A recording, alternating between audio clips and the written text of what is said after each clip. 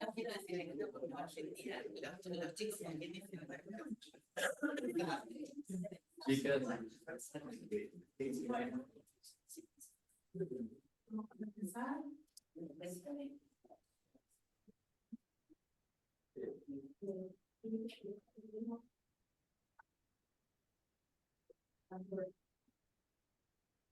Bueno, vamos a comenzar.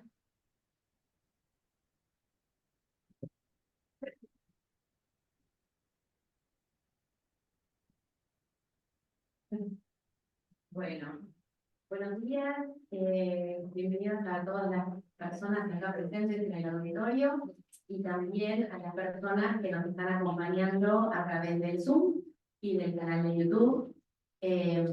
Muchas gracias a todas. Estamos acá para iniciar, para tener la primera mesa pre-congreso del Congreso de este año, es el 16º Congreso de este año. Me presento, mi nombre es María Laura Navarreta y soy miembro de la comisión organizadora y quiero aprovechar este comienzo, ya está moderando, quiero aprovechar este comienzo para agradecerle a la asociación y a Gurski, la presidenta del Congreso, por haberme por haber confiado en mí para coordinar esta mesa de Congreso.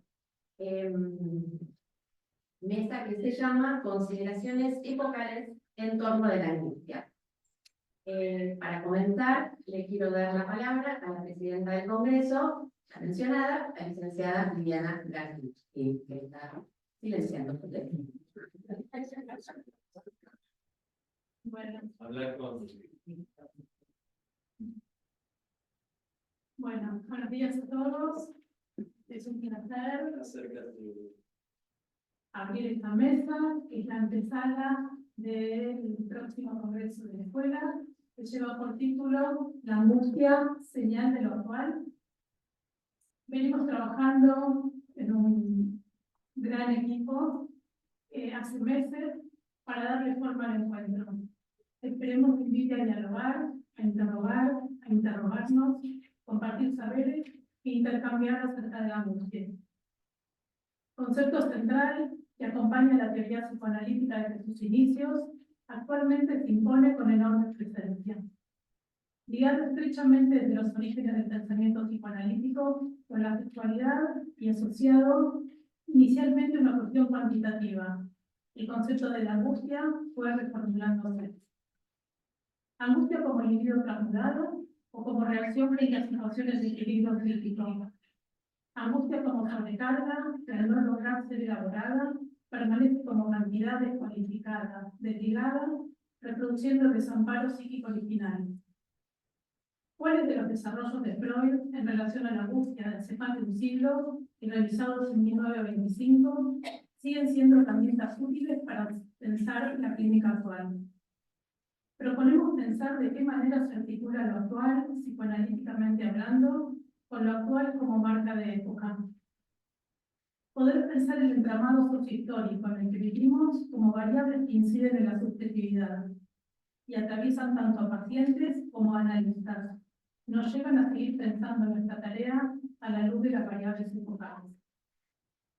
Ataques de pánico, sensación de urgencia, impulsiones, trastornos de la conducta alimentaria, adicciones, cutting, niños hiperactivos, problemáticas depresivas, están a la orden del día de los padecimientos que escuchamos día a día.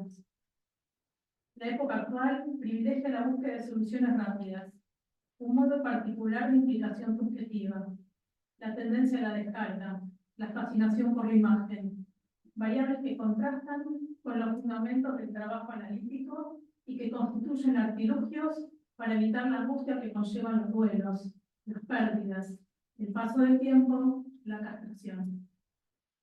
El déficit de los recursos simbólicos que posibilitan la elaboración psíquica se presenta como un enorme desafío en nuestro trabajo.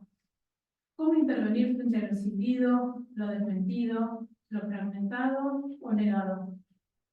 ¿Podríamos decir que en estos tiempos de inhibición y el síntoma han cedido su lugar a la angustia? ¿De qué malestares en la cultura hablamos actualmente? ¿Cuáles son los modos de presentación de la angustia en la actualidad? ¿Qué lugar hay para la frustración? ¿Son nuevos modos de padecimiento o se tratan de nuevas presentaciones de neurosis actuales conceptualizadas por Freud en los inicios de sus desarrollos teóricos? ¿Cómo pensar la relación entre el dolor, la angustia y el duelo? Apostamos a recuperar el valor de la palabra, herramienta fundamental del trabajo analítico. En tiempos de escasez de recursos simbólicos, de individualismo, de la tendencia a la descarga e inmediatez. Más de 100 años después, la angustia sigue siendo una brújula para nuestro trabajo. Los invitamos a seguir pensando juntos, siendo el intercambio con otros una herramienta para la meditación colectiva. Este año en el Congreso vamos a poder escuchar 30 trabajos libres. Contaremos con 2 espacios de workshop, un espacio de conversatorio en el que tendremos el lujo de dialogar con Marita Escena, talleres clínicos, mesas de presentación de trabajos de colegas de Latinoamérica, representantes de instituciones pertenecientes a CAPSID, espacios de debates contemporáneos en los que se trabajarán sobre consumos problemáticos, la urgencia y la ideación suicida, la incidencia de la inteligencia artificial en nuestro tiempo, la intimidad. Contaremos también este año con 2 espacios nuevos dentro del Congreso. Un espacio de talleres en los que se podrá trabajar y vivenciar diferentes recursos expresivos como herramienta para el trabajo y un espacio de diálogo entre autores de libros y sus lectores. Gracias Alicia, Leone, gracias Nora Rabinovich por ser quienes abren el diálogo en esta mesa. El 26, 27 y 28 de septiembre la escuela nos va a recibir para seguir entramando lazos y construyendo psicoanálisis entre todos. Los esperamos.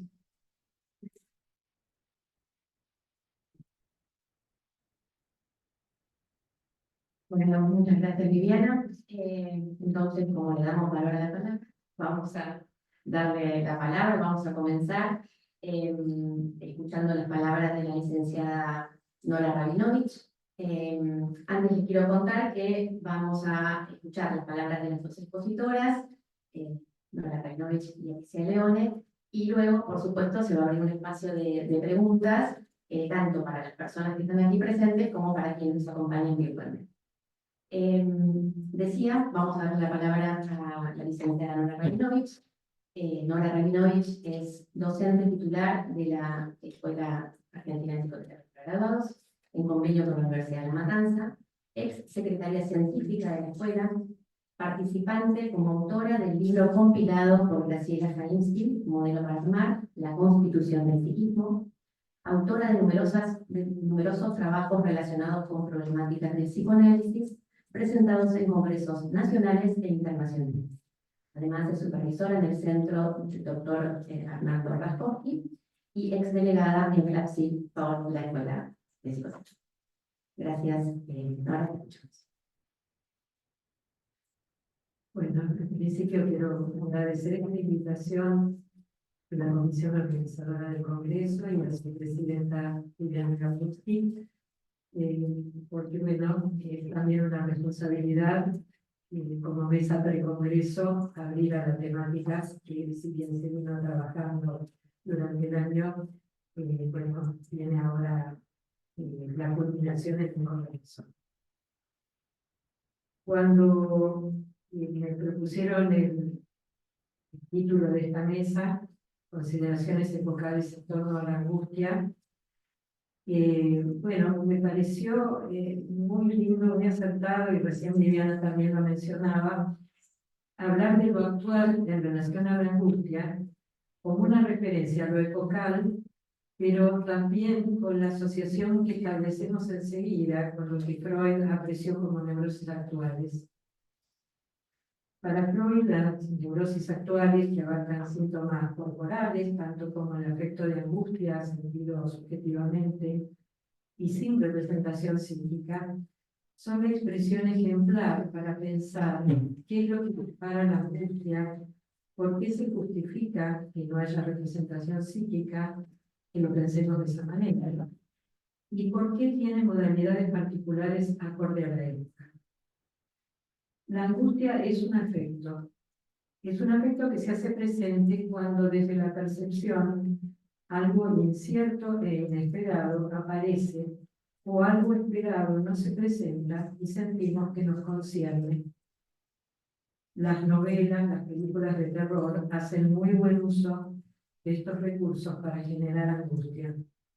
La chica entra en una caja oscura, la música es inquietante y auguran al espectador un hallazgo imprevisto, un cadáver tal vez. O la vivencia siniestra de alguien que mirándose en un espejo no ve su imagen. Ejemplo de algo esperado en el campo de la percepción que no aparece, sumiendo al sujeto en una angustia devastadora. La angustia aparece desde la percepción o desde aquello que se presenta como vacío de significación. Las dos fuentes pueden estar presentes. Es un instante en el que la sensación subjetiva es la que se ha detenido el tiempo. Se diferencia del temor porque el objeto temible está identificado. Juanito siente temor a que lo muerda el caballo, pero la angustia probablemente aparecía cuando la voluptuosidad manifiesta en la erección de su pene era algo inesperado e inexplicable. En los tiempos del medioevo, lo que acontecía en el cuerpo, también los pestes, las catástrofes naturales o los fenómenos celestes, eran atribuidos a la voluntad divina. De lo incierto, siempre la causa era Dios, que castigaba o premiaba al hombre de acuerdo a muy claras prescripciones, o era caprichoso, castigando inmerecidamente. Para las religiones de tradición judeocristiana, el hombre pecador sentía temor a la ira divina, que provoca horror más que angustia. La angustia como afecto pareciera escalar en la historia de la humanidad cuando la fe decae, lo que comienza a producirse cuando las filosofías a partir del siglo XVIII y la ciencia comienzan a hacer su entrada. Cuando ya no hay un otro consistente, la angustia hace su aparición ante lo real.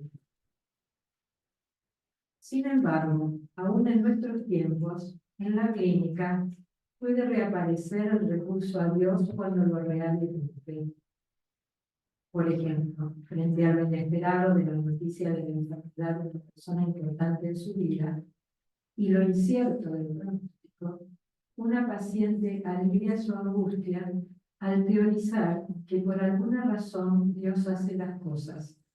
Certeza que no solo escamotea la incertidumbre, sino que da razón positiva a la aparición de un real imposible de sentido. En este contexto, lo real es eso incierto que adviene y de lo cual el sujeto no puede dar cuenta. Lo real de la formulación de Lacan es lo que no tiene imagen o forma, ni palabra que permita otorgarle un sentido. Lo real dispara la angustia cuando el sujeto siente que eso es algo que le concierne, pero vacío de significación, como enigma. Eso quiere decir algo que no sé, pero me atañe. Se trata de la inminencia de reducirse al objeto, de sufrir destitución subjetiva. Se hace presente lo que somos como cosa del mundo.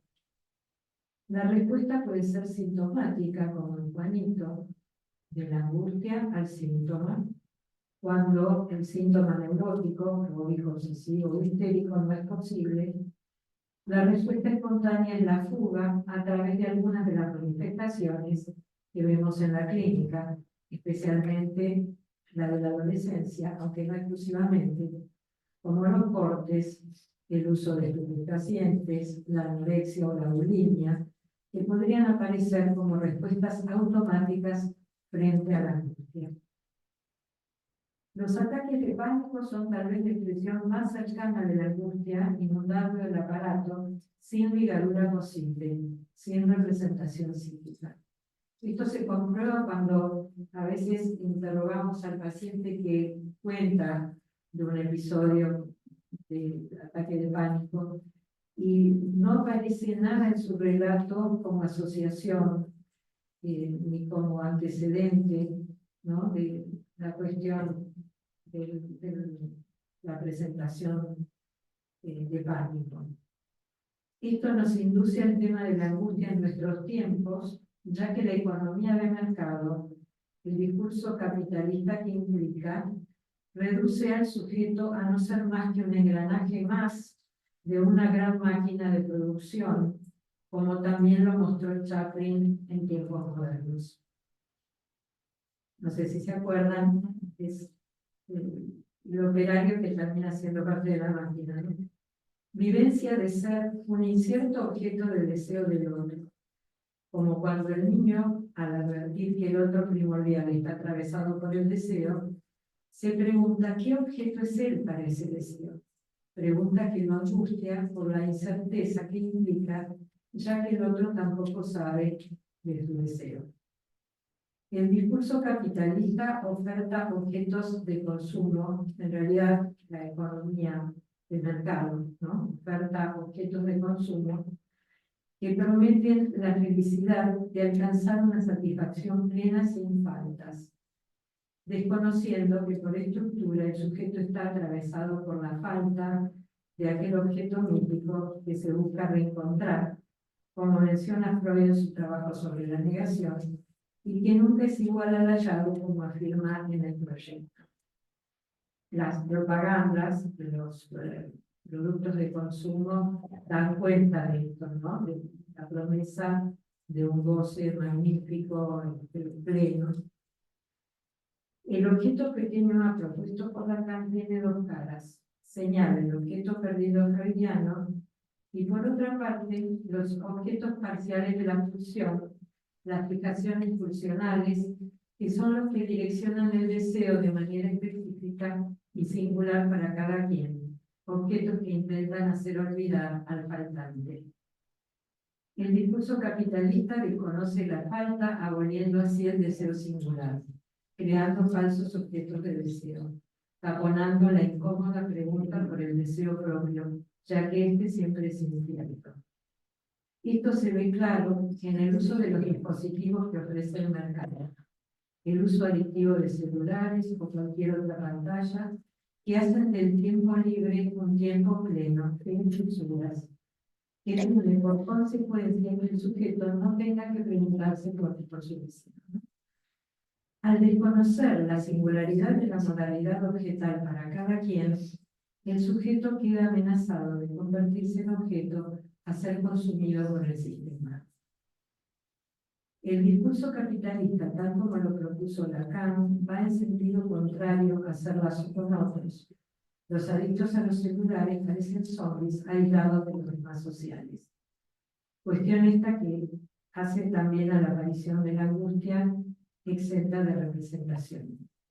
Un adolescente temprano pide la consulta con un analista. Dice que si no fuera por el dolor que causaría a ciertas personas, él no elegiría seguir viviendo, que no hay nada que le guste o entusiasme. Dice esto sin angustia y escruta el rostro del analista, tal vez imaginando su angustia. Asiste a la escuela, pero no hace lazo con nadie, porque en los recreos juega con el celular. Inclusive los tiempos de descanso hogareños los pasa jugando con su celular, hasta tal punto que muchos días le llegan sin haber aprovechado la noche para dormir. Este anonadamiento del deseo solo parece paradojalmente burlado cuando manifiesta que si pierde el siguiente partido, su equipo de fútbol favorito, pensaría en morir. Relatos que no nos son desconocidos a los analistas en los tiempos que corren. parte de la invitación eran varias preguntas, de las cuales también tenían que ver con las intervenciones del analista en estas presentaciones clínicas. Entonces cumplo con el compromiso. Las intervenciones del analista van, en primer lugar, a asegurar la vida del chico, teniendo entrevistas conjuntas con él y sus padres, y recurriendo a una medicación que en la medida que prospera su análisis, se suspende definitivamente. El concepto de neurosis actual parecía caído en desuso y cuestionaba la afirmación de no representación psíquica para esa presentación clínica. Esto fue solidario de una práctica psicoanalítica en la que se suponía que todo era interpretable. Considerar lo real tiene consecuencias directas en las intervenciones del analista. Recuerdo un colega chileno, que muchos lo conocemos, que bueno, no voy a decir su nombre porque... Sí, que relataba su experiencia como paciente de análisis durante la dictadura militar en su país. Su analista interpretaba la llegada tarde a sesión de su paciente, aun cuando éste refería que había sido demorado por un retén militar. Lo simbólico alivia allí donde lo real nos deja sin respuesta. Pero esas intervenciones del analista no implicaban sino un forzamiento de lo simbólico, pretendiendo una interpretación del supuesto deseo inconsciente cuando se trataba de otra cosa, algo que resultaba inquietante, pero no solo para el paciente. ¿Cómo intervenir entonces cuando lo real irrumpe, poniendo en jaque el anudamiento de los tres registros, de acuerdo a Lacan, real, imaginario y simbólico? Cuando la angustia automática nos reenvía el desamparo inicial que todo humano ha experimentado. ¿Cómo cambiar angustia automática por angustia señal? El desvalimiento inicial se actualiza frente a cualquier irrupción de lo real. Sin duda, la adolescencia es el tiempo en el que lo real del cuerpo que cambia desafía el anudamiento de los tres registros, haciendo de la emergencia de la angustia una constante e intenta resolución a través de los síntomas neuróticos en el mejor de los casos, o de actinauto pasaje al acto en los casos en los que el recurso a la neurosis no parece. La intervención del analista puede estar justamente en el orden de señalar los recursos posibles del analizante, recursos que no son por fuera de la palabra. Esto puede parecer un poco raro, tal vez, ¿no? Pero puedo dar algunos ejemplos de la clínica, ¿no? Si una paciente que, digamos, en un control se descubre que tiene una enfermedad grave y entonces, bueno, tiene que hacerse estudios, análisis de sangre cada 3 días. Entonces, digamos, frente a esta angustia tremenda que se retoma cuando sabe el diagnóstico, y la inquietud que cada 3 días tiene que pasar, porque tiene que saber el resultado de estos análisis y comunicarlo al médico tratante, descubre que tiene un recurso que parece muy simple y muy de la realidad, que es ir a cierto lugar donde se hacen esos estudios y a las 2 horas tiene el resultado durante el día, porque ella dice que recibir el resultado por la noche sería mucho más penoso. Entonces, digamos, esto lo descubre a partir de lo que va pasando en su análisis, ¿no? Bueno, si se trata de lo que emerge, más allá de la represión de las neurosis, que angustia y que sume al sujeto al enigma de lo que allí está en juego, la intervención puede ser chistosa, puede apelar a neologismos, a fonemas, cuando la ilusión de lo real de que se trata es de la fijación pulsional desanudada del deseo, aquí donde la compulsión de repetición hace presente lo que haría falta que fuera así. La percepción de la emergencia de lo real pulsional en el síntoma neurótico expone al sujeto a la angustia señal que pone en marcha la represión. Real que el analista lea la letra en las asociaciones del paciente en la sesión, logrando cambios en el deseo y en su relación con lo que insiste más allá del principio del placer. Esto también después puedo dar algunos ejemplos. El trauma es lo que nos enfrenta al desamparo inicial cuando los recursos simbólicos del otro primordial intentaban ligar una angustia autónoma. El recurso es la intervención del analista allí donde la fijación funcional singular se presenta, sumiendo al sujeto en el afecto de angustia, aunque el corazón mismo traumático, al igual que el ombligo del sueño, nunca pueda alcanzarse del todo. Gracias.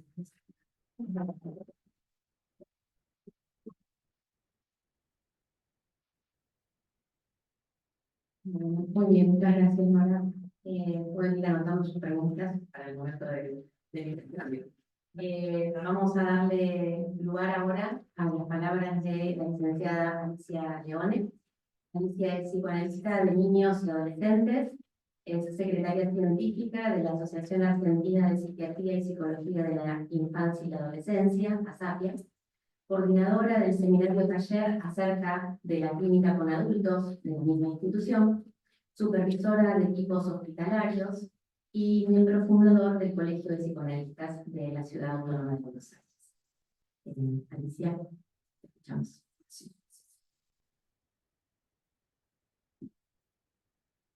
Bueno, en primer término, por supuesto, les agradezco la invitación a participar en esta actividad que han organizado y hacerlo con Nora, que conocemos y que, bueno, creo que vamos así bastante articuladas en las preocupaciones.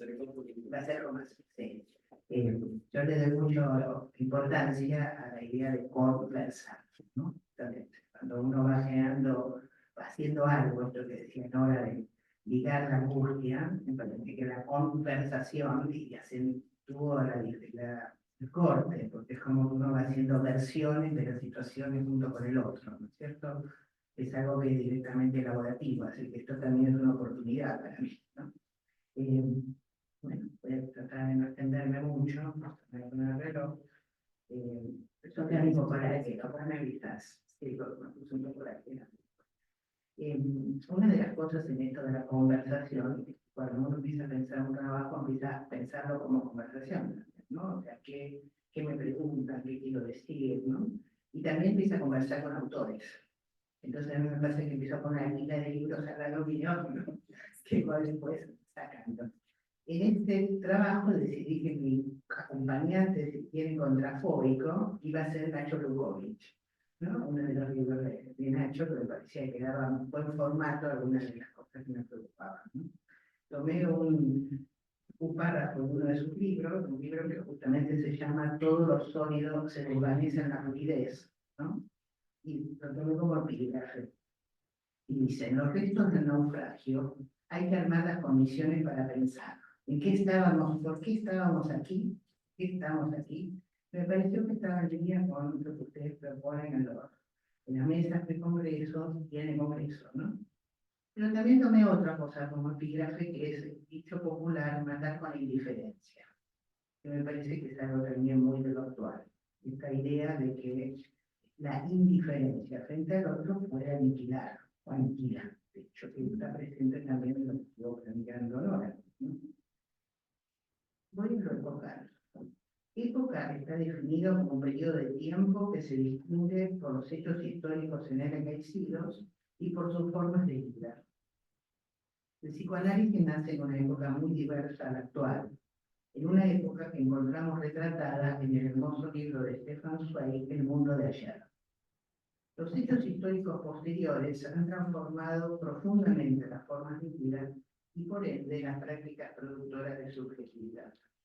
Solo para señalar, quizás acá me pongo la guía, pero les voy a explicar por qué. Solo para señalar algunos aspectos de esos hechos históricos.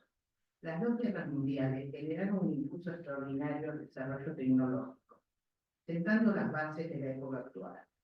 Recordemos que la Segunda Guerra termina con el estallido de 2 bombas atómicas generadas por equipos de científicos provenientes de distintos países europeos extraordinariamente dotados, tanto de inteligencia como de recursos económicos, que continúan trabajando en armamento en el marco de la Guerra Fría. Luego de la bomba atómica sigue la bomba de hidrógeno, y por primera vez en todos los tiempos la humanidad sabe que posee un armamento que permite la autodestrucción y que no ha parado de crecer y perfeccionarse. Esto me pareció como que es un marco local que parece muy lejano, pero que está muy presente, en mi opinión, en la cualidad que tienen las narraciones dominantes, ¿no? Las narraciones apocalípticas, ¿no? Los héroes, bueno, me estoy adelantando, pero voy a explicar una parte que lo había puesto después, y dice que después de la finalización de la guerra, en 1950 y pico, el héroe que aparece, que después podemos, digamos, ver una larguísima genealogía de héroes, es Superman. Si nosotros decimos que el sujeto busca dar figurabilidad a sus angustias, las sociedades también. Superman viene de un planeta que estalló, pero en lugar de haberse muerto, llega a otro planeta donde tiene poderes especiales que vencen la muerte, ¿no es cierto? Entonces ahí uno ve una propuesta y un modo elaborativo y una propuesta también frente a esta situación que es el marco de la Guerra Fría, ¿no? Y por un tema de edad, yo puedo recordar haber leído cuando era muy chica, el rey de Luis, y te venía con instrucciones de cómo hacías un búnker por si hay una guerra atómica. Yo siempre sabía, ¿qué haces? Te metes en el búnker, ¿no? ¿Y cómo sigue? ¿No? Que era una cosa muy particular, ¿no es cierto? ¿Qué tipo de instalación hace de una idea ya de precarización de la vida? La vida en manos de otros que tienen los dos rojos. Cosas las mismas películas de Fría, ¿no? Lo que están más cerca de la generación. Ahora, esto fue posible también, esto de ser la bomba y demás, generó un desarrollo también de las computadoras, porque sin las computadoras no se podía hacer, ¿no es cierto? Computadoras cada vez más eficaces y potentes, ya que en esos años de la posguerra encontramos las bases matemáticas para lo que hoy nos parece sorprendente, como la inteligencia artificial generativa, etc.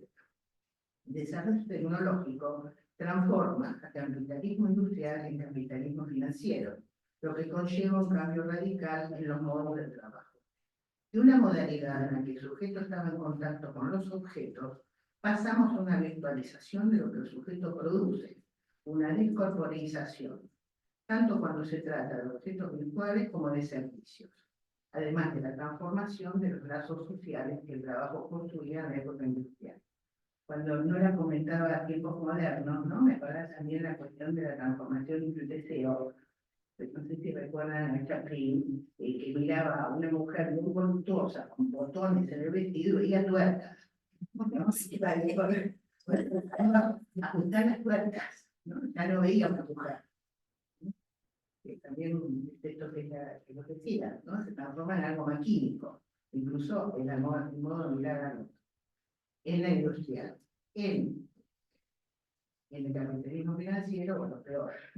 En la actualidad, dicho formato del capitalismo está derivando lo que se llama nanocapitalismo, en el que la información constituye ese capital. Sí se llama redocracia a la nueva élite que está surgiendo con Internet, capaz de controlar dinámicas económicas, sociales y por supuesto personales a través del control de la información en red. Esto va transformando el equilibrio de poder entre estados y empresas, que yo creo que es otra de las fuentes de precarización, ¿no? Que sabemos que más allá de los estados, el capital tiene mucho que ver con los movimientos y las decisiones, ¿cierto? Un solo ejemplo, si las criptomonedas siguen avanzando, va a ser por la primera vez en la historia que generar el dinero no es una función del Estado, es una función de los privados, ¿cierto? Con lo cual hay algo de la trama social que está muy desarmada. Las redes sociales transforman, por su parte, los modos de lazo social en todas las áreas de la vida del sujeto. Por supuesto que el desarrollo tecnológico también permite progresos enormes en áreas de preservación de la vida, ¿no? pero yo estoy partiendo de las cosas que hacen sentir precariedad y fragilidad. Por primera vez, así como podemos destruir todo, podríamos abastecer a todos si lo pensamos en términos de capacidad de producción. O sea, estamos en un problema de reparto, no de carencia, también por primera vez en la historia, ¿no? El progreso de estas últimas décadas resulta técnicamente fascinante y éticamente terrorífico. Acá es lo que iba, que esto impregnado el imaginario de modo muy notorio. Las sociedades encuentran maneras de dar figurabilidad a sus temores. Las narraciones de época moldean el imaginario social. Resultan parte de las significaciones sociales imaginarias con función institucional. Los relatos que decían ahora son, por un lado, ligadores, que dan un formato a la angustia, y por otro lado, generan mucha angustia. Fíjate, ¿no? Es muy característico de la pubertad, de la adolescencia temprana, el ver las películas de terror, ¿cierto? Te daría leídos a ver películas de terror, que a la vez que dan figurabilidad, te traumatizan. Pero creo que todos estamos metidos en eso, no solamente los adolescentes tempranos, ¿no? Si uno mira la programación de televisión Flow, a veces yo busco algo para grabar y es drama, policía, crimen, no encuentro nada, ¿no? Y me voy a los noticieros, pero acá, siendo a esta época y a las características epocales genera la fragilización de las condiciones necesarias para el establecimiento del yo y la fragilización de los soportes de la subjetividad. Se alteran las coordenadas importantes del yo, tiempo, espacio, verdad, realidad y las características de la sociedad.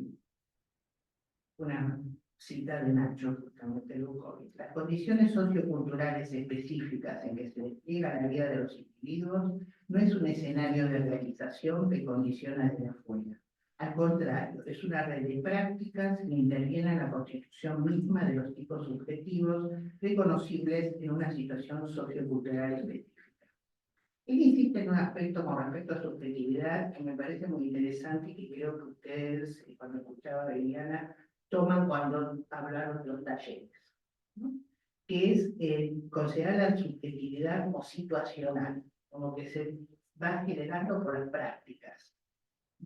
Esto me parece que de alguna manera lo hemos articulado con el tema de que hay un congreso de talleres también, ¿no? O experiencias. Ajustando el lente, acortando el territorio, podríamos considerar que la crisis del 2001 fue el comienzo de una época en nuestro país. En palabras de Nacho, en la era del capital financiero la existencia no está garantizada. El neoliberalismo es la experiencia de una dinámica que transforma a priori los cuerpos en superfluos. La existencia no es un efecto objetivo de la lógica, sino una producción subjetiva. Por eso, la condición primera de la subjetividad contemporánea es la devastación. La estabilización de la catástrofe implica que el punto de partida ya no es la institución o la destitución situada, es la destitución general. La tarea subjetiva tendrá que ser otra. Ya no se trata de lidiar con instituciones alienantes y disciplinarias que afectan traumática o catastróficamente a una estructura subjetiva, sino con un régimen de destituciones permanentes que disuelven cualquier rasgo de subjetividad. A mí este párrafo me parece que él está, podríamos pensar que algo que está planteando es que ya tenemos que hacer una lectura que no es la misma que hace Foucault, tenemos que hacer otra lectura. Necesitamos una nueva lectura porque hay un cambio de escenario, ¿no? Observamos en formas de presentación de la angustia, coincido completamente con las observaciones de ustedes. Observamos en el funcionamiento social un incremento de patologías del desborde, modos masivos de presentación de la angustia, de la patología de la represión a la de la hiperexpresión como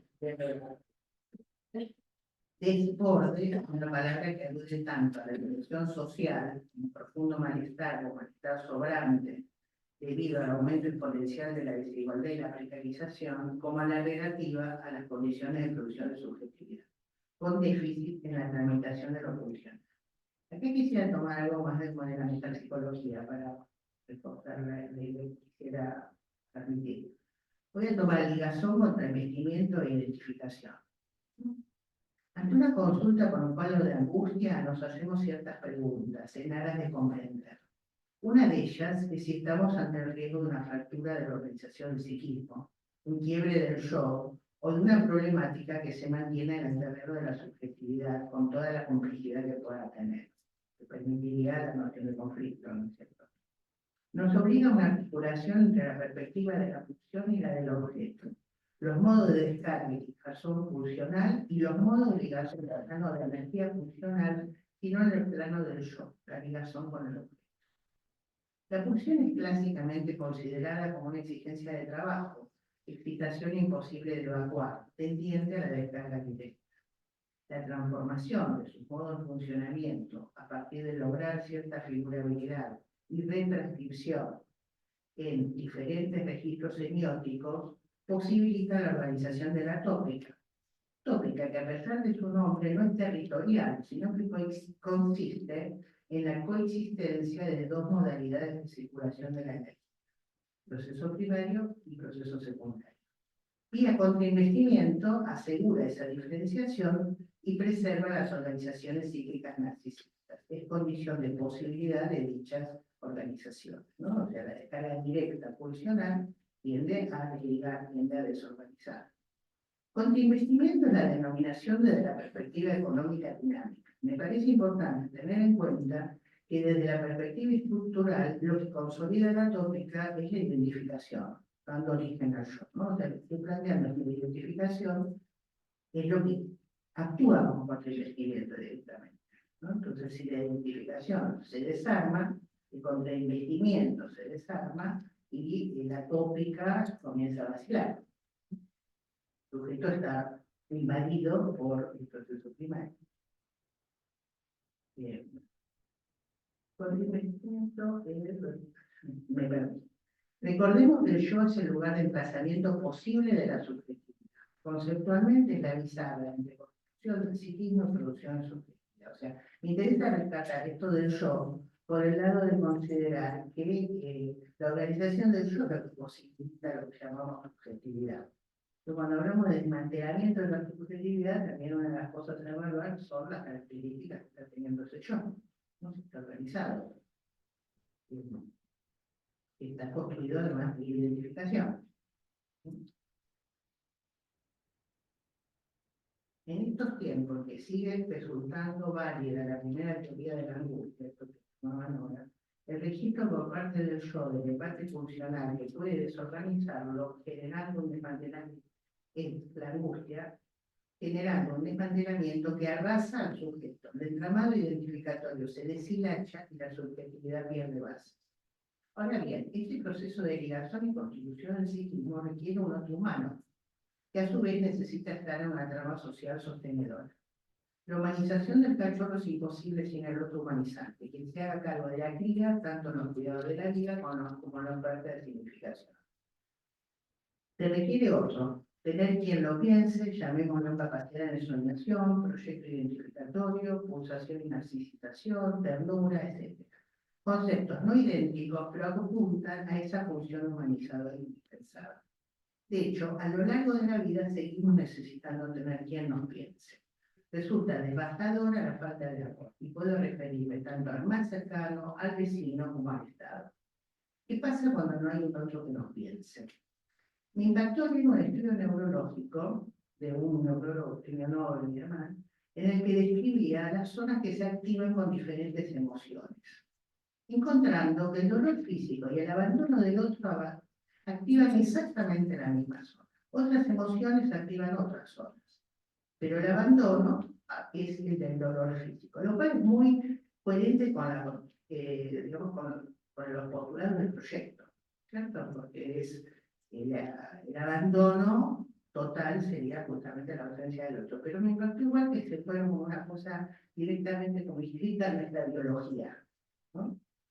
El desamparo era el núcleo del dolor, era el espíritu de la biología. Es necesario entonces reflexionar también cómo piensa cada cultura la dependencia, si como parte constitutiva del ser humano o como debilidad que debe ser erradicada. En su libro al respecto, del 2003, Richard Sennett afirma: nunca Nunca una criatura que no necesita nada tomará en serio nuestras necesidades. En la vida privada, la dependencia une a los individuos. Un niño que no tuviera adultos de quienes depender para orientarse terminaría por ser una persona gravemente dañada, incapaz de aprender, profundamente insegura. Como adultos, si quitáramos a las personas más enfermas, más viejas o más débiles que nosotros necesitan ayuda, tendríamos, en el mejor de los casos, un círculo de conocidos, pero no amigos. Sin embargo, en el ámbito público, la dependencia se muestra como vergüenza. En las 2 últimas décadas, se considera la dependencia como una debilidad a ser superada, se ha ido superada de forma individual, ¿no? Por cada uno por su cuenta, se ha ido extendiendo a la vida privada e incluso a los modos de la crianza, en un proceso que la pandemia y el aislamiento aceleró mucho.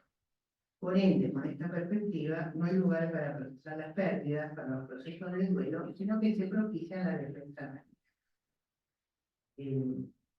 Hace poco un paciente que es un joven que vive en Washington y tiene un niñito de 2 años, 2 meses, ¿no? Me contaba muy preocupado porque el nene, por supuesto, cuando se quiere ir a dormir, quiere que se vaya a dormir, no quiere, porque ellos son muy estrictos, enseguida bueno, va, corre, no quiere que se quede la mamá, que le cuente otro cuento, todo ese tipo de cosas. Entonces, el lugar donde ellos viven, pueden recurrir a entrenadores del sueño, ¿no? Que le dieron una serie de consejos. Que los consejos no estaban demasiado desacertados. El problema es que, según ese plan, al día 11, el niño tenía que dormir solo, ¿no? Por supuesto, el libre no se dio por enterado. No sabíamos. Claro, estamos haciendo algo mal. 2 años, 2 meses. Entonces nos tiene que entender. Al segundo día tiene que pasar tal cosa, al cuarto día tal, y al día 11 vas, lo dejas, un cuentito corto, besito en la frente, te vas y ya está. El niño no sabe. ¿No? Pero esta cuestión, él me decía, pero claro, yo hice un viaje hace poco y él no me vio, y entonces, ¿no? Entonces le decía, ¿cómo trato ese deseo del niño de estar con los padres? ¿No? Aparte hay niños un poquito más grandes porque no tienen tanto lenguaje y te dicen directamente a los papás, ¿por qué ustedes duermen juntos y yo duermo solito? ¿No? Bueno, entonces en ese sentido digo que va invadiendo los modos de crianza de una manera muy fuerte, realmente, cómo se lee la necesidad del otro, ¿no? La dependencia en ese sentido como la de se observa un aumento enorme de las patologías en la primera infancia y debe ser una de nuestras preocupaciones centrales. Cada vez más vemos niños con graves dificultades en el plano de la organización del psiquismo y sabemos la garantía de sufrimiento que eso implica. Retomando la identificación como mecanismo central en el sostén de la tópica y en la subjetivación, el reconocimiento del otro se presenta como inherente a nuestra construcción subjetiva, no solo los orígenes. En esos primeros tiempos hablamos de la mirada de la madre, si quedan 5 hablamos de la mirada de la madre como primer espejo, de la fase del espejo, de la empatía, etc. La necesidad del reconocimiento persiste a lo largo de la vida, no solo en términos de autoestima y atribución de valores, sino como atribución de humanidad. Es fundamental y por lo tanto importa su sufrimiento, lo contrario a la indiferencia. El gosteo como figura de la época. Buscando, googleando todo esto, la palabra indiferencia me encuentro con una forma inesperada. Un texto del Papa Francisco de marzo del 2020. Que miren la bibliografía variada que traigo. Afirma que en Lampedusa se le ocurre la frase, la globalización de la indiferencia. Vivimos en indiferencia, dice, la indiferencia es este drama de estar bien informados, pero no sentir la realidad de los demás. Este es el abismo de la indiferencia. Me pareció una bibliografía pertinente. El reconocimiento y el respeto son nociones que deben tener en cuenta al momento de pensar los modos de la angustia. Su ausencia erosiona el respeto y ataca las bases mismas de la organización de la tópica al hacer vacilar las identificaciones ontológicas. No sorprende el predominio del paradigma depresivo. Es fácil observar la progresiva ausencia del otro incluso en la cotidianidad de la vida. Vuelvo a destacar la pandemia como un acontecimiento que tuvo profundas consecuencias que parecen ser olvidadas apresuradamente. Con desaparición del otro me refiero incluso a la vida cotidiana, sustituir encuentros presenciales por contactos virtuales, a la desaparición del interlocutor, desde lo que constituye el entramado de base a la cotidianidad de la conversación con alguien significativo, ¿no? Intenten hacer algún trámite encontrando a alguien del otro lado del teléfono, ¿no es cierto? Opción 1, opción 2, opción 15, opción 25, para la musiquita que incluso tiene pasos, ¿no? No. Quiero decir, ha ido desapareciendo. Sé cómo me pasó que caminando por el centro, pues un señor en una esquina, solo, así, mirando el celular, gritando, no lo sé hacer. Estaba tratando de hacer un internet y le gritaba al celular. Bueno, esto también es una forma del desamparo, ¿no? Mejor que no se nos corte la señal, porque sabemos que empieza todo un trabajo para poder resolver esto. Encuentro que estas transformaciones suelen estar en el origen de muchas consultas del psicólogo y del psicoanalista como remanente social de la función de escuchar. La indiferencia de un otro en el núcleo de las consultas. Puede ser un otro amoroso, laboral, familiar, marcas traumáticas de la historia, acontecimientos actuales. Muchos pacientes se conmueven, y esto yo lo cuento como algo de las últimas épocas, ¿no? Se conmueven cuando perciben que recordamos lo que nos han relatado, que los escuchamos atentamente, que nominamos emociones a las que no cuentan palabras ni legitimidad. En otra época yo no contaba que la gente se sorprendía porque yo me acordaba lo que habían contado, ¿no? Pero creo que se ha ido instalando esto, ¿no? Ay, ¿cómo se acuerda? Sí, me contaste algo muy fuerte emocionalmente, me lo recuerdo. Se ha hecho también frecuente la pregunta, ¿tu psicólogo qué dice? ¿No? ¿Sabes qué va a ser también tu psicólogo qué dice? ¿No? Porque te piensas tu psicólogo y seguro te está orientando, ¿no? Reforzando la idea de búsqueda de alguien que permita construir un lazo en el que el otro no solo mire, sino también vea. Si consideramos la subjetivación como la operación crítica sobre la subjetividad instituida, yendo de una fragmentación a una situación, podemos intentar dar respuestas al epígrafe. En los restos del naufragio hay que armar las condiciones para pensar. ¿Por qué estábamos aquí?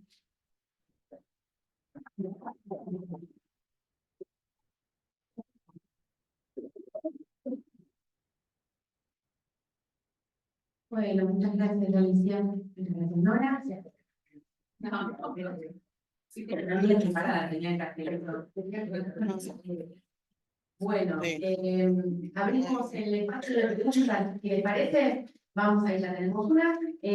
Vamos a dar 2 o 3, si quieren aclarar, si es para alguna de las dos expositoras en particular, y responden y después volvemos al espacio de preguntas, si les parece. Ya tenemos una y después María, ¿sí? ¿Qué tal? Soy María Eugenia Farrés. Lindo tenerlas, gusto, sí. Bueno, algunas nos conocemos más, otras menos, pero siempre muy compartido. Bueno, muchas gracias por este inicio. Sí, estaba fuerte. Muchas gracias. Gracias por este inicio a toda máquina, gracias a Vivi y a la comisión que lo están haciendo tan lindo y con tan fuerte inicio además. Tengo una pregunta puntual para cada una, digamos, o bueno, podrían contestarla las dos, digamos, ¿no? Pero Nora, bueno, me encantó que lo relacionaras con lo que estuvimos pensando todo el año, el tema del ciclo científico, que fueron las neurosis actuales. Me encantó que estuvieras bien armada la ponencia. Y en relación a eso, justamente yo te quería preguntar, ¿vos pensás que hoy en día estas presentaciones, las presentaciones de la angustia de la línea de las neurosis actuales, digo, la angustia automática, manifestaciones en el cuerpo, ¿sí? Son más frecuentes que en otros momentos? Y también retomando algo que ya pregunté en otra mesa, ¿cómo creo que vos vas a coincidir en que estas son también manifestaciones el reino del más allá del principio del placer, digamos, ¿no? Pero bueno, quería como repreguntarlo. Y para Alicia, bueno, antes de comentarles que a principio de agosto en la mesa científica fue una mesa muy conmovedora en relación justamente a esto del abandono, ¿no? Donde un compañero, Gustavo Gaceta, comentaba, que tiene trabajo con población en situación de calle, él justamente nos comentaba lo terrible de ser visto, pero no, ser mirado, pero no ser visto, digamos, ¿no? Y nos contaba un montón de situaciones, de pequeños hechos que habían permitido que esa persona saliera de él ser atado con la indiferencia, ¿no? Digo, les recomiendo estar en YouTube, los que quieran escucharlo, la discusión es sumamente interesante. Pero la pregunta que yo tengo es justamente por una de las cosas que vos mencionabas, Alicia, que es esto de el dolor físico y el abandono del otro. Porque incluso, no sé, yo pensaba que más allá del principio del placer, por ejemplo, Freud habla de el dolor, de herida, a propósito de la neurosis de guerra, como un dolor que organiza, que liga, que además arma la depresión, digamos, ¿no? Arma la manifestación de todo esto por ese agujero de la herida, ¿no? Pero, bueno, ¿cómo pensar eso con el dolor físico y el abandono del otro? Muchas gracias.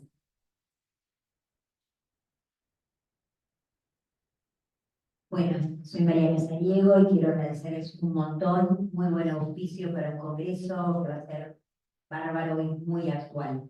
Así que muchísimas gracias al Congreso, a la Comisión, a Vivi y a esta mesa en particular. Tengo millones de preguntas, voy a acotarlas porque somos muchos. Una de ellas es en relación a lo que decía Alicia y pensaba en el retorno, ¿no? ¿Cómo retorna y qué pasa con lo que retorna? Porque vos hablabas de las indicaciones en la Segunda Guerra Mundial, y el otro día un paciente de Alemania me contaba que el Estado recomendaba tener una mochila de emergencia. Era por si tenías que huir ahora, en 2024, frente a una catástrofe climática, frente a una catástrofe nuclear. Y pensaba cómo se arma la subjetividad y la expectación angustiosa frente a esta realidad donde un Estado te está diciendo que en una mochila para irte no sé a dónde, sinceramente, ¿no? Entonces, digo, ¿qué pasa con esto? Es una pregunta. Otra es, y cómo sorteamos el desamparo originario todo el tiempo, ¿no? Y esta indiferencia al otro, ¿cómo constituye los vínculos actuales? Pensaba en el amor líquido de Bauman, digamos, en donde no es solo la indiferencia frente al otro en estado de vulnerabilidad en esta sociedad actual, sino frente a cualquier otro, ¿no? Como la poca responsabilidad afectiva, el poco compromiso afectivo. Y otra de las cosas que quería tomar era el tema del lenguaje que tomaste vos, Nora, y pensaba el lenguaje digital y el lenguaje subjetivo, y el desfasaje en estos dos, qué nivel de angustia provoca, y el nivel de angustia de estos tiempos distintos, porque no es la continuidad del tiempo digital que la descontinuidad del tiempo subjetivo, ¿no? Y qué impotencia genera y qué desamparo vuelve a generar. A ver si sirve para pensar. Allá estaba Aníbal y estaba Silvia. Hola, bueno, soy Aníbal Perpetuo. Me quedé pensando en algunas de las cosas que planteaba Alicia. Dos cosas puntuales, sobre todo. Esto del abandono como inscripto biológicamente, ¿no? Y pensaba si es una inscripción biológica del abandono o es la dependencia absoluta y lo absoluto de la dependencia absoluta y la experiencia de esa dependencia y la falla que implica esa dependencia también, lo que termina inscribiendo biológicamente quizás es ese malestar, ¿no? Quizás una paradoja o un ida y vuelta entre lo biológico y lo psíquico, ¿no? Y después lo que planteabas del cambio de época con la bomba, ¿no? Y los cuerpos. El lugar de los cuerpos. ¿Qué luego pasamos por que plantean, ¿no? Un cambio de época cuando aparece la bomba y sabemos que nos podemos morir todos con apretar un botón. ¿Y qué pasa con los cuerpos hoy? El otro día leí una noticia. Ahora Rusia no amenaza con lanzar una bomba, ¿no? La amenaza es: voy a destruir los cables transoceánicos que transportan el Internet. Y esa es la gran amenaza que, ¿no? Ya no apunta al cuerpo. Y recién cuando María hablaba de la mochila, el diseñador de la inteligencia artificial moderna, creo que de Google, anda con una mochila que la puede desactivar en cualquier momento, ¿no?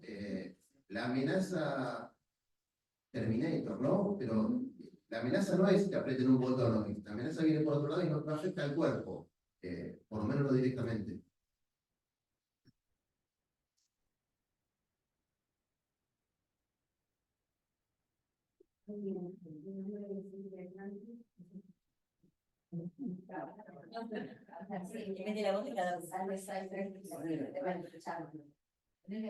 Bueno, quería agradecer a la entrevista. Iba a hacer una pregunta, voy a hacer una pregunta tomando algo que dijo Alicia, pero es para pensar, quería hacerle una pregunta a los dos, porque Alicia decía que tendríamos suerte hoy si encontramos a alguien del otro lado del teléfono. Ni hablar del mostrador. Y el dato que decía de los puertos, ya no hay más mostrador, ya no hay un encuentro presencial para consultarle al otro. Y quería preguntarles qué opinan ustedes de las relaciones mediadas siempre por un dispositivo. Ahora, digamos, se está yendo al foco, se está pasando del miedo a perderse algo a el placer de perderse algo, ¿no? Y quería preguntarles a ustedes qué pensaban de esto, de las relaciones todo el tiempo intervenidas o intermediadas por un dispositivo. Gracias. Bueno, vamos a la mesa, ¿les parece? No, ahora Alicia, ¿quién quiere empezar a vincular? Bueno, veo lo que puedo comentar, han sido muchas preguntas, muchos comentarios, que les agradezco. A ver, ¿por dónde empiezo? Tiene el dolor físico y el abandono del otro, más que pienso que la inscripción es la del abandono del otro. Por ejemplo, podría haber una inscripción de una ausencia. Creo que no, la articulación es compleja entre el orgánico, pero quiero decir que me parece que la experiencia, que sea equivalente, me pareció como una cuestión fuerte en cuanto a registro. Tomando lo que vos decías de cómo Freud lo piensa en relación al narcisismo, el dolor en relación al narcisismo, ¿no? Como un punto que, bueno, atrás de todo el narcisismo, por toda la preocupación del sujeto, está en su huella, como esta herida de guerra, y desde ahí hace ese efecto. Pero sé que en el contexto más bien de explicar el narcisismo y de explicar la manera de operar el dolor. Es un dolor que ya además ya está engarzado en ese sujeto con la posibilidad de estar preocupado por su perspectiva. De tentarse, es como un contexto de ese punto difícil. Por eso yo dije que me impactó, no es que me quedé pensando un montón las exigencias de esto, pero me pareció importante porque lo que explicaba era que las personas se ponían a mirar fotos de personas que hubieran perdido, o sea, por ruptura o por muerte, y que se activaban las personas de dolor físico. Eso me pareció fuerte, ¿no? Porque además lo que yo quería en mi trabajo, que no me venía muy claro, es resaltar esta cuestión de ir en contra de esa naturalización de que el otro, yo me puedo arreglar solo y ya está, ¿no? Y está mal si no me puedo arreglar solo. Yo como decía de las personas en situación de calle. Está mal si no me puedo arreglar solo, es un problema mío, es una falla, tengo que resolverlo, ¿no? A veces incluso no, en las consultas aparece inseguridad. Y a mí no me debería doler que perdí mi pareja de años hace 2 meses y por qué digo triste. Mis amigos me dicen que toman antidepresivos, ¿no? Pero a todos hemos tenido esa experiencia, ¿cierto? Hay una cosa ahí que me parece que es muy bastante de la subjetividad. Después es cierto que el formato del ataque ya no se agotó, para nada. Y otros formatos de ataque que jamás no son tan inmediatos para el cuerpo, pero si en este momento se suspendiera la posibilidad de la conexión por internet, te diría que está ligeramente desorganizador. Y además está involucrado también de otras maneras. Yo decía también esto de cómo el capital está sustituyendo las lógicas del Estado. Por ejemplo, decía que se podía cortar el cable y bueno, también está todo el tema, por ejemplo, Starlink tiene 4.700 satélites, ¿no? Y es alguien privado que puede definir a qué país le da acceso a información, igual no, con lo cual tiene una licencia directa a la guerra, ¿no? ¿Cierto? Tiene control del mundo. Tiene control del mundo y es un privado, bastante chiflado, así. Sí. Es más preocupante todavía. Es cierto, no es dar el botón. Además, me parece que hay algo también que ahora se ha puesto tan complejo que es como si las narraciones que teníamos socialmente para ser de alguna manera pensable ese periodo del botón rojo, que era por ejemplo los cuentos de Bradbury, ¿se acuerdan? ¿No? Que de repente alguien quedaba solo y quién se ponía en el mundo y quién quedaba afuera. Y todo eso se ha multiplicado de una manera que es una cosa que yo encuentro también en la clínica y que ya no tenemos universos narrativos con personas cercanas, especialmente para adolescentes, por ejemplo, universos narrativos compartidos, ¿no? Cosa que antes sí era así. Tenía referencias. Vos no le hizo la referencia a tiempo moderno, si es una referencia que todos tenemos.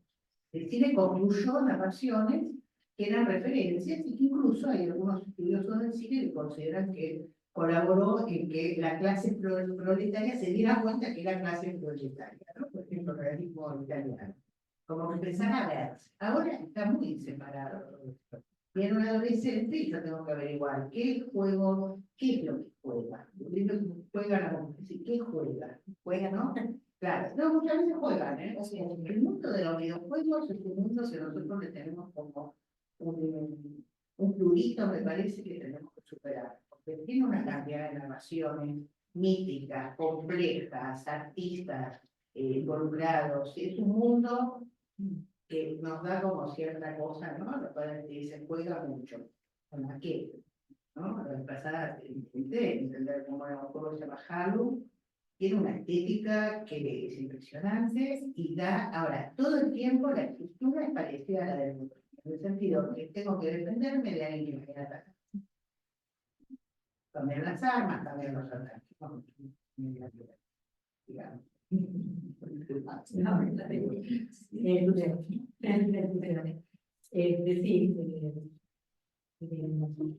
Esto de la universidad actual que preguntaba María Eugenia, sí, yo creo que no sé si son más frecuentes que antes.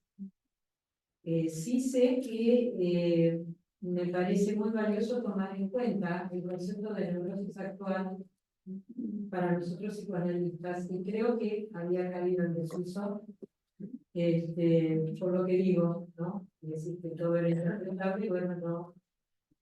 En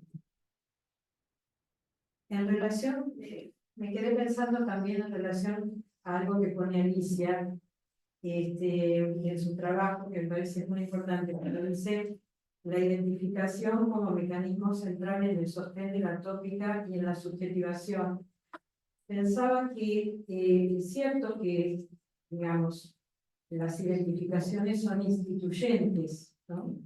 Pero más allá de las identificaciones, que pueden ser de diversos tipos, se puede identificar mecanismos de defensa, qué sé yo, hasta los gestos, ¿no es cierto?, de las personas.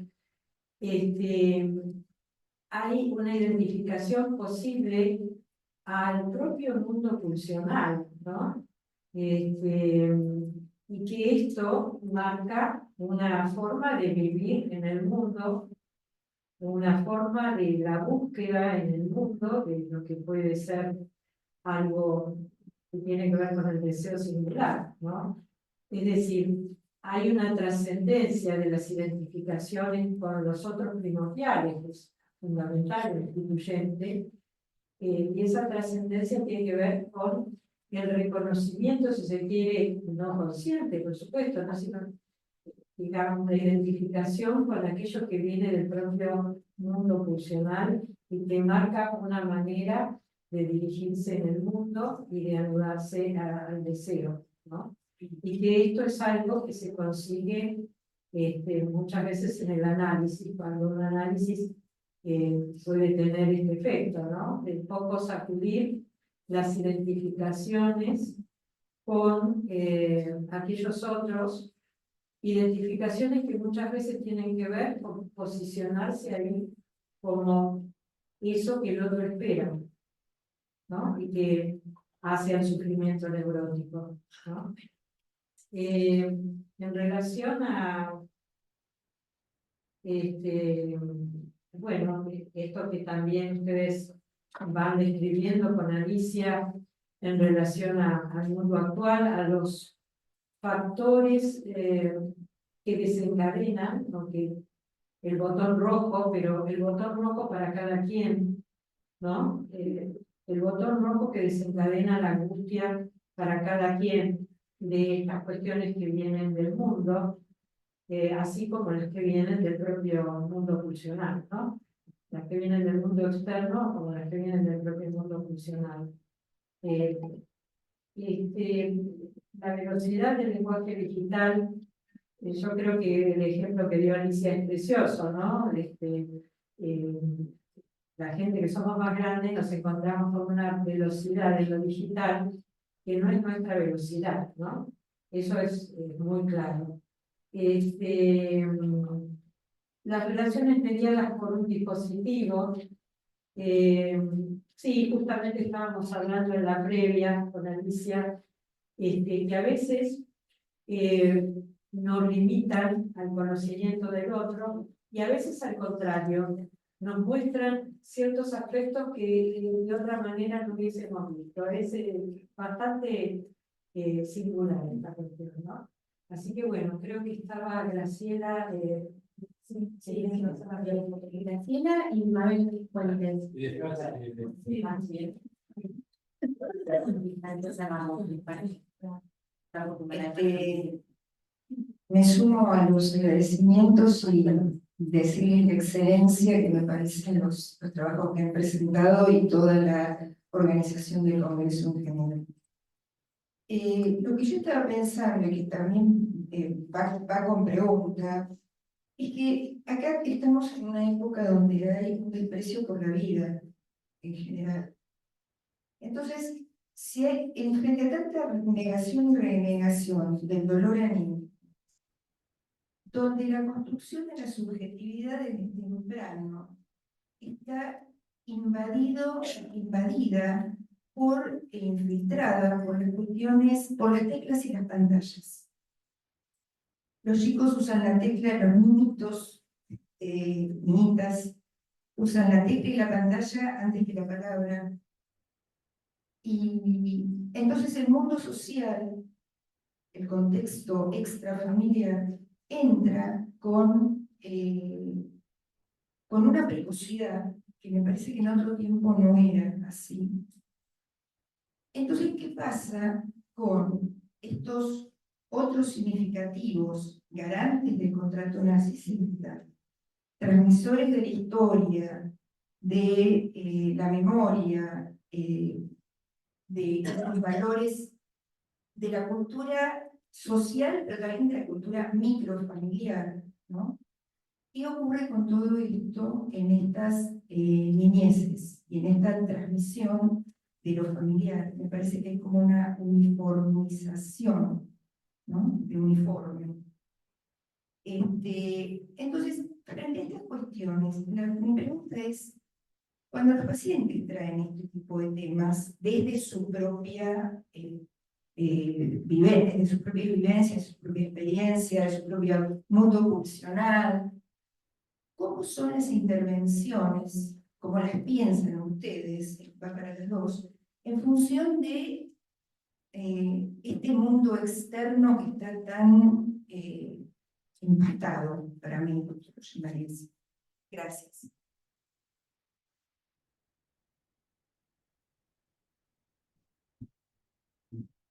Bueno, agradecer a la organización del Congreso, lo que leyó Viviana también, que fue muy importante, y a las dos panelistas que promovieron muchísimo el pensar desde cada una de las ponencias.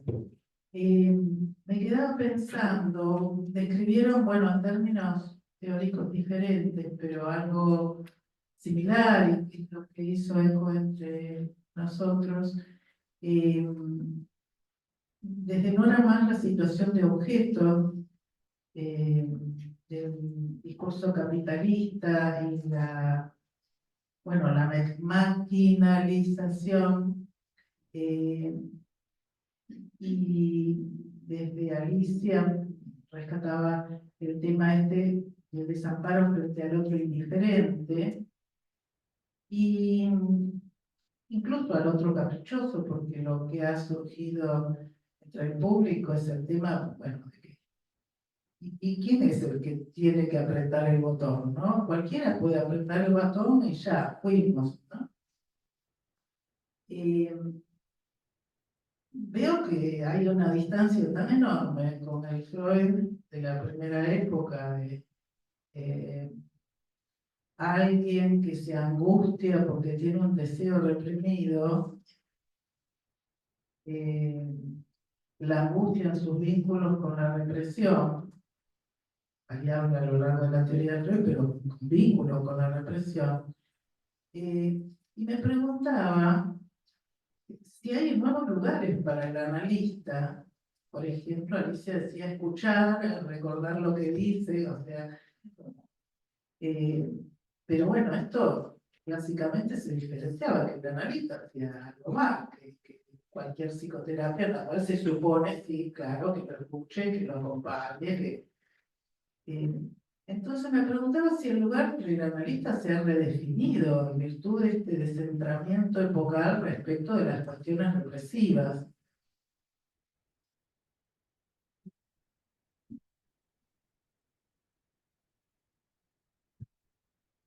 La última pregunta. Bueno, muchísimas, sumo a los agradecimientos de las dos ponencias. Me cuesta pensar que este sea me preguntaba cuál es la indiferencia que está en juego cuando la pensamos, ¿no?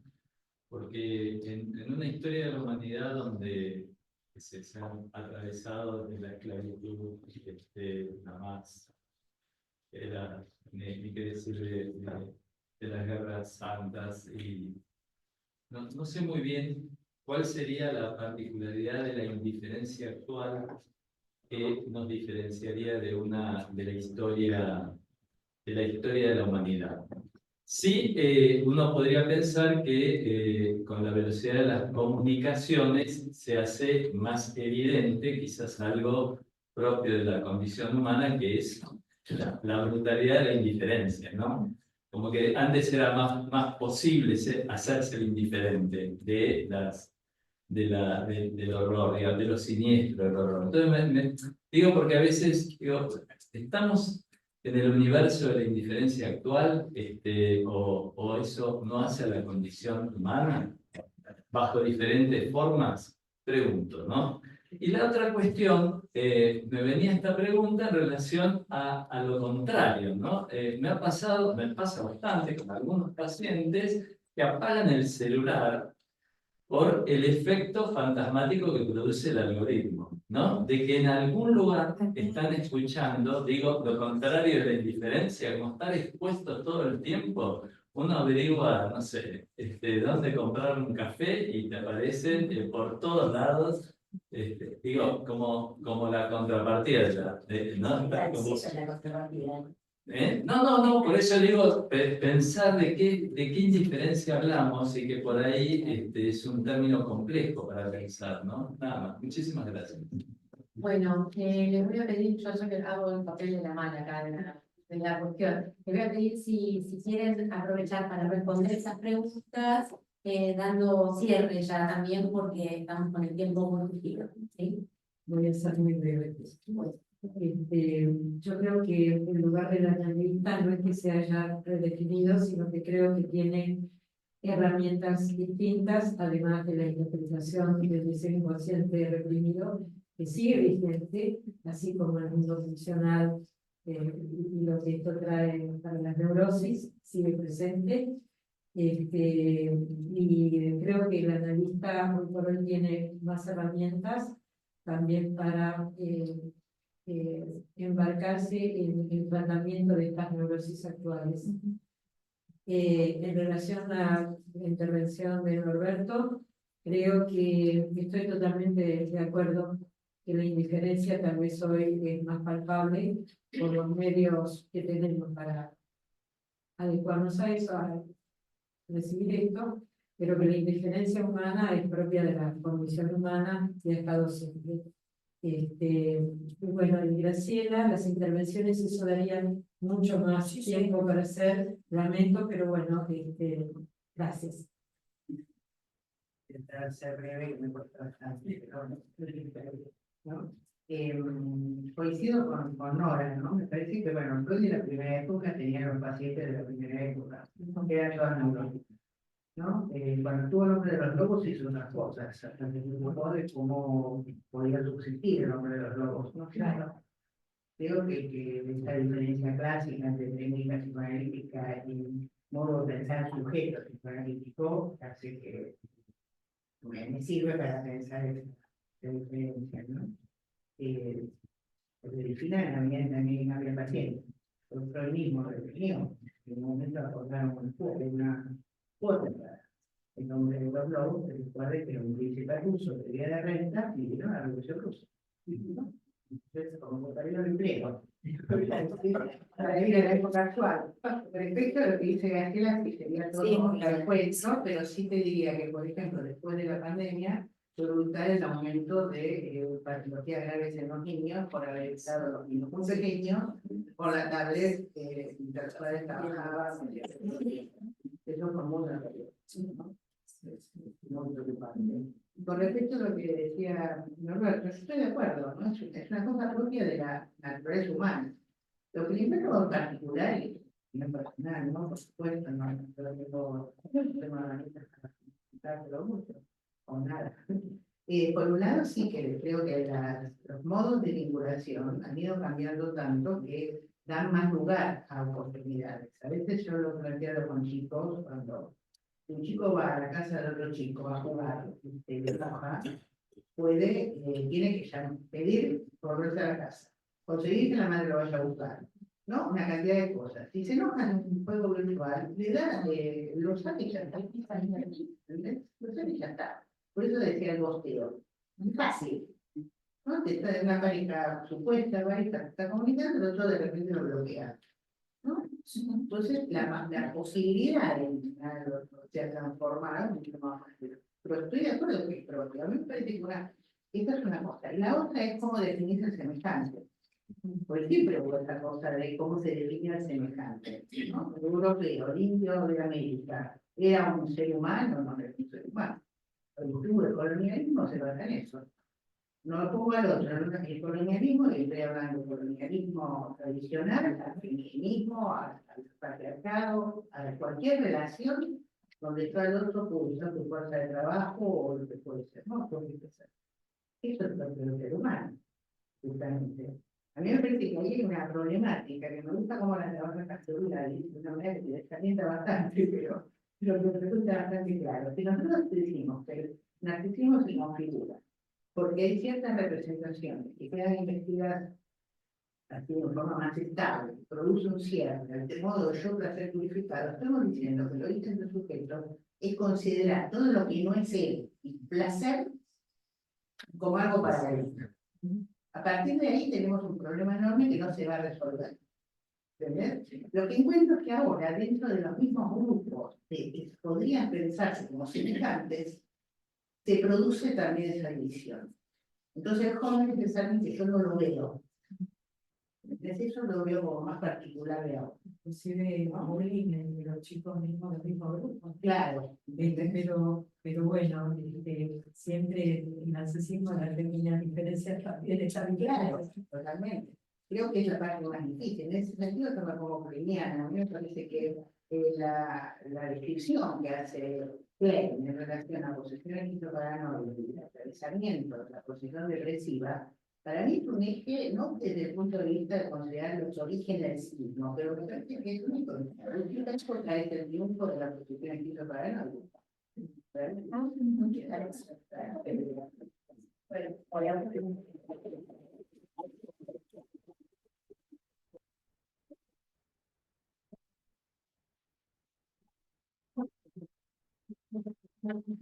Liliana, quería decir unas tres palabras.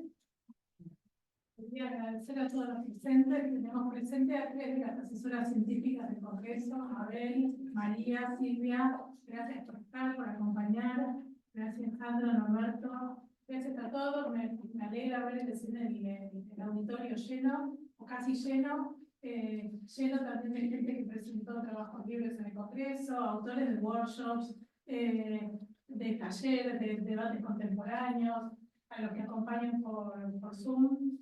Nos vemos todos en la próxima mesa del 18.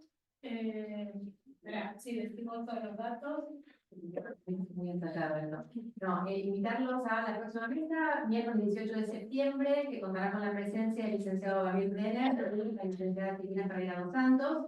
El título de esa mesa es Adolescentes hoy, entre el exceso y la elaboración. Creo que va a dar para, por ahí, algunas cosas que quedaron no pendientes, poder retomarlas en este momento. Y recordarles que tienen posibilidad todavía de inscribirse, para quienes no lo hicieron aún, al Congreso, que como decíamos, tiene como título La angustia, señal de lo actual, si no me preguntan, que será los días 26, 27 y 28 de septiembre. Pueden inscribirse a través del sitio web de la escuela, y también que está ya, pueden acceder a la compra del libro impreso, que ya está a la venta, ¿no es cierto, Aníbal? Así que bueno, muchísimas gracias a todos los presentes, por acá, virtualmente. Gracias.